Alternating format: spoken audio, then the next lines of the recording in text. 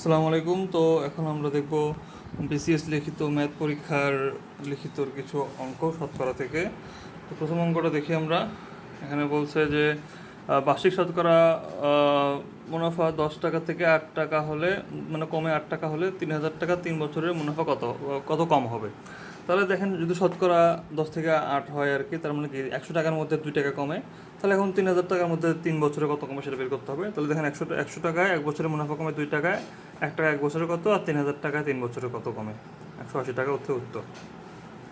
আচ্ছা, তো পরের অঙ্কটা দেখেন, যদি বলে এরকম যে 3 মাসে অথবা 4 মাসে এরকম মুনাফা বের করতে বলে, তো 1 বছরে যেটা হবে এটার জন্য আপনাকে কী করতে হবে যে যেহেতু 1 বছর সমান 12 মাস, এই জন্য এখানে নিচে 12 লেখা হলো, আর যে উপরে যত মাস বলবে ততটা উপরে আপনি লিখে দেবেন। যদি 4 মাস বলতো তাহলে 4 হতো উপরে, এখানে 3 মাস বলছে, এই জন্য 3টা উপরে লিখে দিলাম। এরকম কাটাকাটি করে এটা জাস্ট আমি অ্যান্সারে আর কি বসাই দেবো, আর কি মানে ক্যালকুলেশন করে বসাই দেবো, তাহলে অ্যান্সার হয়ে যাবে। মানে যত মাস বলবে সেটা আপনি 12-এর উপরে রাখবেন, রেখে আর কি ক্যালকুলেশন করবেন। ওকে, তারপর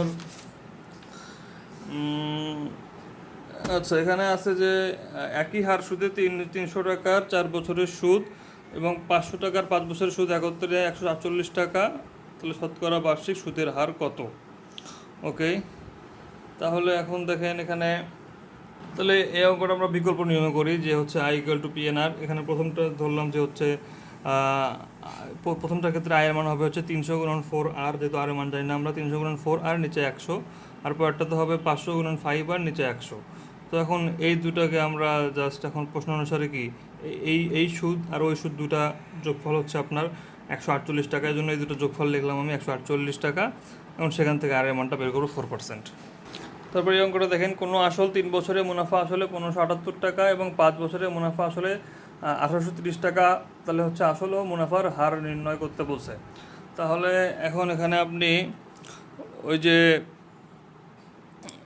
যদি এরকম আসল আর মুনাফার হার নির্ণয় করতে বলে, সেক্ষেত্রে আপনি কী করতে পারেন যে আসল প্লাস 5 বছরের আর কি মুনাফা কত, মানে আসল প্লাস 5 বছরের মুনাফা 1830 টাকা, আর নিচে আপনি লিখতে পারেন যে 3 বছরের যেটা আসল প্লাস 3 বছরের মুনাফা 1578 টাকা।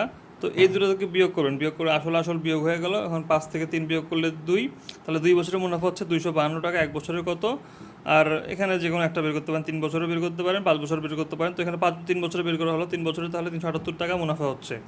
তাহলে এখন 378 টাকা মুনাফা হলে বাকিটা তাহলে আসল, এই জন্য আপনি বিয়োগ করে আসলটা বের করলেন 1200 টাকা। এখন আসল যেহেতু আপনি পেয়ে গেলেন, এখান থেকে আপনি জাস্ট মুনাফার হারটা বের করবেন। তার মানে এটার ক্যাশটা হচ্ছে আপনাকে ওই যে আসল প্লাস 5 বছরের মুনাফা এত আর আসল প্লাস 3 বছরের মুনাফা এত, এই দুটো বিয়োগ করে আপনাকে সেখান থেকে আসল মানে মুনাফাটা বের করতে হবে। আচ্ছা, তারপরে এই অঙ্কটা দেখেন, এটা হচ্ছে আপনার কোনো আসল 3 বছরে সরল মুনাফা সহ 460 টাকা এবং 5 বছরে সরল মুনাফা সহ 600 টাকা হলে শতকরা মুনাফার হার কত? তাহলে এখানে আপনাকে বের করতে বলছে যে মুনাফার হার বের করতে বলছে। তাহলে এটা আপনি এই নিয়মেও করতে পারেন, এই যে আপনি যে মুনাফা আসলে যে সূত্রটা আছে S = P × 1 + NR, এটা দিয়েও করতে পারেন। এখানে দুইটা আর কি, এখানে আর যেহেতু আপনার আর এর মান দেওয়া নাই, 8 টাকা আপনি আরই ধরবেন, আর ধরে সেভাবে করবেন আর কি, সমীকরণটা লিখবেন, তারপর 1টাকে অন্যটা ধরে ভাগ করে আপনি আর এর মানটা বের করতে পারেন, অথবা আগের যে নিয়মটা আমরা বললাম সেটা দিয়েও করতে পারেন, যেটা সুবিধা হয়। আচ্ছা, এরপর বলছে যে 8% হার সুদে 750 টাকা এবং 6% হার সুদে 1250 টাকা বিনিয়োগ করলে মোট মূলধনের উপর গড়ে শতকরা কত হার সুদ পাওয়া যায়? আচ্ছা, তো তাহলে এখানে আপনি যেহেতু এত হার সুদে এত টাকা সে বিনিয়োগ করছে, তো তো আপনি এখানে জাস্ট ধরি দুটারই হচ্ছে বছর আর কি, এক বছরে আর কি। তাহলে সেক্ষেত্রে 1 বছর ধরলে, তাহলে প্রথম ক্ষেত্রে আই হচ্ছে আপনার হচ্ছে 750 × 1 × 8 / 160 টাকা, আর দ্বিতীয় ক্ষেত্রে আপনি আই বের করবেন, I2 বের করবেন, তাহলে এখানে 75 টাকা হচ্ছে। তাহলে মোট আপনার মূলধন হচ্ছে 700, এরকম 750 যোগ 1250, আর মোট সুদ হচ্ছে আপনার 60 যোগ 75। তো এখন এখান থেকে আপনি মোট সুদ পেয়ে গেলেন, মোট মূলধন পেয়ে গেলেন, সেখান থেকে আপনি এখন জাস্ট করবেন আর কি, ওই যে তাহলে দেখেন এখানে মোট আর কি মুনাফা হচ্ছে কত আপনার 135, আর মোট মূলধন হচ্ছে 2000, তাহলে 2000 135, আর যেহেতু শতকরা বের করতে বলছে গুণন 100, জাস্ট এভাবে বের করে দিলেই হয়ে যাবে। আর বছর তো এখানে 1 বছরই, এটা বের করতে হবে না আর। এই অঙ্কটা দেখেন, কোনো আসল 5 বছরের সুদসহ 306 টাকা এবং সুদ আসলের 25/9 অংশ। তো আসল এবং শতকরা সুদের হার নির্ণয় করতে বলছে।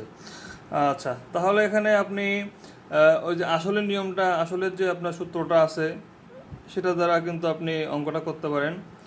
বা সবার আগে আপনি হচ্ছে এখানে শতকরা সুদের হারটা বের করতে পারেন এখান থেকে। তো সুদের হারের জাস্ট আপনি ফর্মুলাটা বসাবেন এখানে, যে হচ্ছে যেহেতু এখানে সুদ হচ্ছে আপনার 9 আর আসল হচ্ছে 25, তো সেই হিসেবে এই দুটো বসায় আপনি যেখানে আর কি আর ইকুয়াল টু 1 গুণন আই গুণন 100, তার নিজে হচ্ছে পি আর আর হচ্ছে এন। তো সেখান থেকে 9 গুণন 100, 25 গুণন 5, এখান থেকে হবে 7.25। এই 7.25 দিয়ে আপনি এখন ওই যে আপনার যে মুনাফা আসল থাকলে আসল কীভাবে বের করতে হয় ওই সূত্রটা অ্যাপ্লাই করবেন, S equal to P into 1 plus N আর।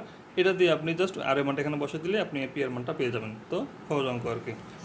তারপর এখানে দেখছেন যে শতকরা বার্ষিক কত হার সুদে কোনো নির্দিষ্ট পরিমাণ টাকা 3 বছরে 560 টাকা এবং 5 বছরে 600 টাকায় পরিণত হবে।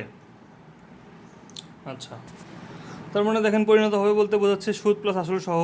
তাহলে এখন 3 বছরে এত, 5 বছরে এত, এই দুটো বিয়োগ করবেন, বিয়োগ করে লিখবেন 2 বছরের সুদ এত। এখন 3 বছরটা বের করতে পারেন, 5 বছরটা বের করতে পারেন, এভাবে বের করলেন। বের করে সেখান থেকে মোট সুদ এত, মোট আসল হচ্ছে তো হচ্ছে এখানে কত 500 টাকা। তাহলে আপনি পাইলেন প্রথমবার যে আপনার যে সুদটা যে বিয়োগ করলেন 60 টাকা, 560 থেকে বিয়োগ করলেন, আসলটা হচ্ছে 500। এখন এখান থেকে আপনি জাস্ট ওই যে যে আরের যে নিয়মটা আছে, আরের সূত্রটা বসে দিলে আপনি আরের মানটা পেয়ে যাবেন। তো এটা দেখেন বলছে শতকরা বার্ষিক 5 টাকা হার সরল মুনাফার কত টাকা, 13 বছর সব বৃদ্ধিমূল 990 টাকা হবে। তাহলে এখানে আপনার হার দেওয়া আছে, আবার বছরও দেওয়া আছে, সব বৃদ্ধিমূলটা দেওয়া আছে এখানে 990 টাকা। সব বৃদ্ধিমূল মানে কিন্তু এখানে আপনার মুনাফা আসল আর কি, সরল মুনাফার ক্ষেত্রে সব বৃদ্ধিমূল মানে মুনাফা আসল। তো মুনাফা আসলের সূত্রটা এটা আপনি প্রয়োগ করে ডিরেক্ট এখান থেকে মূলধনটা বের করতে পারেন। আর এখানে দেখেন যে 3 বছর 3 মাসের সুদ বের করতে বলছে। তো 3 বছর মানে কি, 3 বছর মানে হচ্ছে আপনার এই যে 3 বছর আর এর সাথে হচ্ছে আর 3 মাস মানে কি 12 উপরে 3, যেটা আগে বলছিলাম আর কি। তো সেখান থেকে আপনি লিখতে পারেন যে হচ্ছে 39/12 অথবা 13/4 বছর আর কি। বৃদ্ধিমূলের সূত্রটা ভুলে গেলে এভাবে মনে রাখতে পারেন যে হচ্ছে আপনার হচ্ছে এস ইকুয়াল টু আসল যোগ হচ্ছে আপনার হচ্ছে কি মুনাফা ইকুয়াল টু পি এন আর, এই জন্য পি প্লাস পি এন আর, এটাকে সংক্ষেপে লিখছে P into 1 plus N R. এটা দেখেন যে বার্ষিক সুদের হার 4% থেকে এত কমে যাওয়ায় এক ব্যক্তির আয় 60 টাকা কমে গেল, তার মূলধন কত? তাহলে হচ্ছে 100-100-র মধ্যে কমে যায় কত অত, আর 1-এর মধ্যে কত, আর 60-এর মধ্যে কমে আর সরি, মানে এত টাকা কমে গেলে তার মূলধন 100 টাকা, 1 টাকা কমে গেলে কত, 60 টাকা কমে গেলে কত। বলছে যে খকে কিছু টাকা ধার দিয়ে প্রতি বছরে মূলধনের 8/1 সুদ পায়। 5 বছর পরে সুদে আসলে তা আদায় করে সমস্ত টাকা গকে ধার দেয় এবং 1 বছর পর গয়ের নিকট হতে 5% হার সুদে 2031.25 টাকা সুদ পায়। খকে কত টাকা ধার দিয়েছিল? ওকে, ঠিক আছে। তো এখান থেকে গয়ের আর কি টাকাটা বের করেন, গয় কত সুদ দিছিল। তো যেহেতু গয় সুদ দেওয়া আছে, এই সুদ থেকে আপনি আসলটা বের করেন।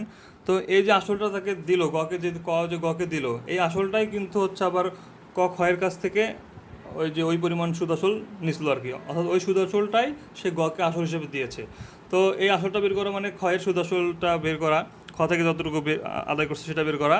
তো সেখান থেকে এখন আপনি যেহেতু এখন 1 বছরে হচ্ছে 8/1 হয়, 5 বছরে সেটা তাহলে কী হবে, মুনাফাটা হবে হচ্ছে উপরে 5 নিচে 8, তার মানে কি 8 আর 5-এ 13 হচ্ছে আপনার মুনাফা আসল, আর উপরে হচ্ছে 5 হচ্ছে সুদ।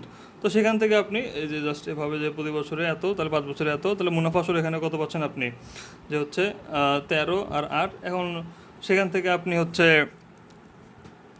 জাস্ট এটা বের করবেন যে হচ্ছে আসল কত ধার দিয়েছিল। তাহলে হচ্ছে আপনার মুনাফা আসলের আপনার হচ্ছে 13/8 হচ্ছে আপনার কী হবে, আসলটা হবে, যেহেতু 8 হচ্ছে আপনার আসল, এই জন্য ওই যে মুনাফা আসলের এত হচ্ছে 13/8 হচ্ছে আসল। এভাবে বের করে আপনি আসলটা বের করেন, তো অত টাকা ধার দিয়েছিল আর কি তাকে।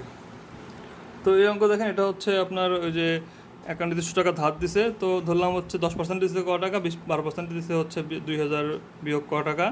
তাহলে এখন একবার ক টাকার বের করবেন একবার, আর একবার হচ্ছে 2000 মাইনাস ক টাকার বের করবেন। এই দুটার কি যোগফল হচ্ছে কিন্তু আপনার ওই যে যেটা হচ্ছে আপনার এই যে এত পার্সেন্ট, মানে 2000। তো এটা আপনি এখন দুটো যোগ করে লিখবেন 2150, সেখান থেকে বের করবেন। আচ্ছা।